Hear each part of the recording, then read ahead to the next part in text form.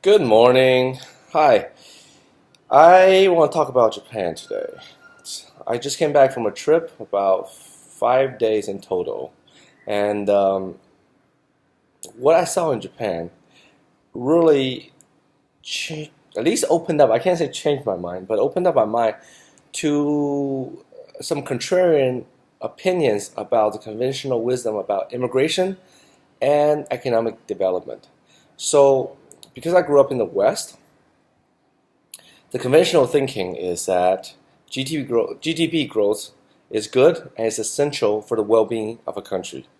Also, immigration is a big part of that GDP growth because people from other places around the world will bring new energy, new ideas, and help the economy grow and make the country more vibrant, multi-plural, and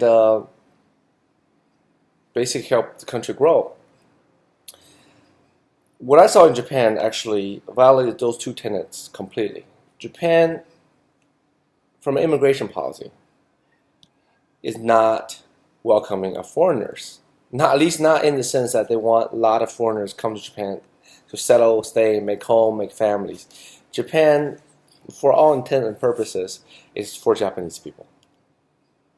And once you know that, then you see Japan from just a pure visitor standpoint and without any judgment.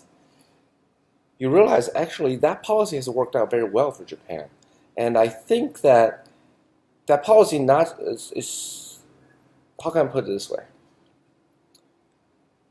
It's probably not openly promoted by European and U.S., but in a way, those countries are starting leaning more and more towards Japan, especially the Scandinavian, the Swiss countries after recent experience with the Middle Eastern mass migration. I think they are moving toward more Japanese model of not welcoming foreigners. And people say that, oh, that's conservatism, that's not open-mindedness.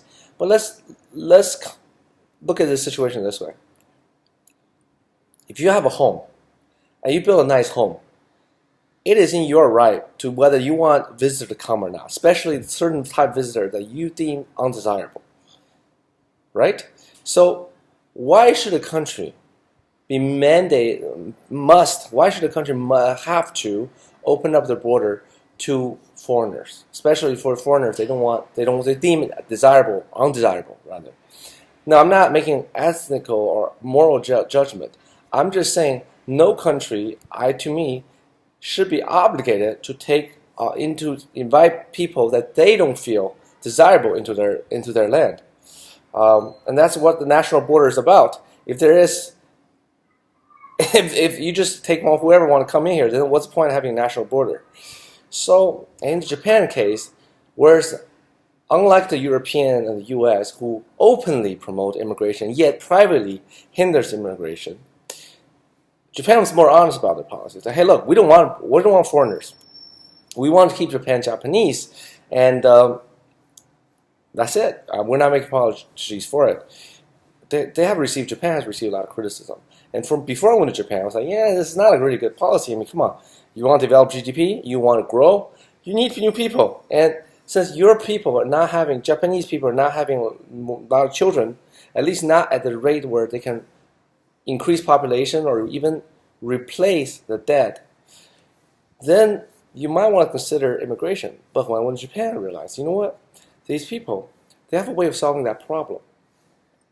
What they do is they automate things, and they use robots to do the things those repetitive tasks that used to require human labor. So in a way, they don't really need immigration. They don't need low-end labor. For what? They already have machine to do most of everything, right? And you see the Japanese, they're very self-efficient. They're very self-conscious. They don't need to hire a foreigner to clean up the street. They throw the trash in the bins. When they check out, it's all self-checkout, or it's a very efficient system where people wait in lines. They don't rush. So they don't need all that foreign labor to do that.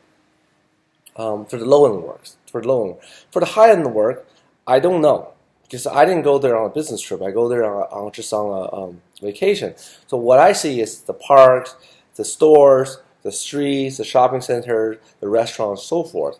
And for that, they have done an extremely good job of either making things efficient by relying on the productivity of their existing worker, or by relying on the common social norm that establish what it means to be Japanese. So you see Japanese, they're courteous, they pick up the trash after themselves, they put in the trash bin, and they clean up after themselves, they keep everything nice and neat, so you don't need an army of low-end workers to keep society running. So, but seeing what I see, I have to say, you know what?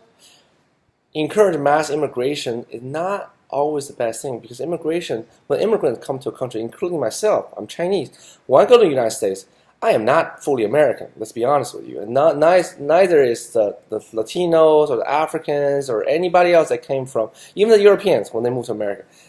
They're more close to the predominant mainstream American, but they're not American either.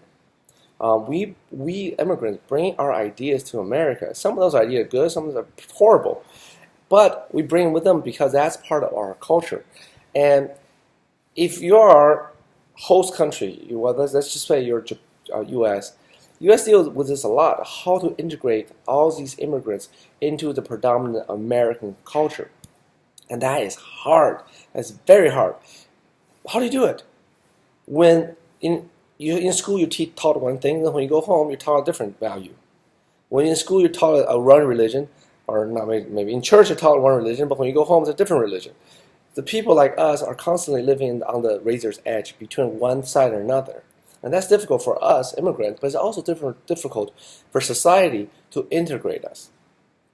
It's not an easy thing. And that's why you see in Europe and US where immigration and refugees actively welcomed to a certain extent, at least up to now, that there's a lot of social upheaval. There's concern of safety.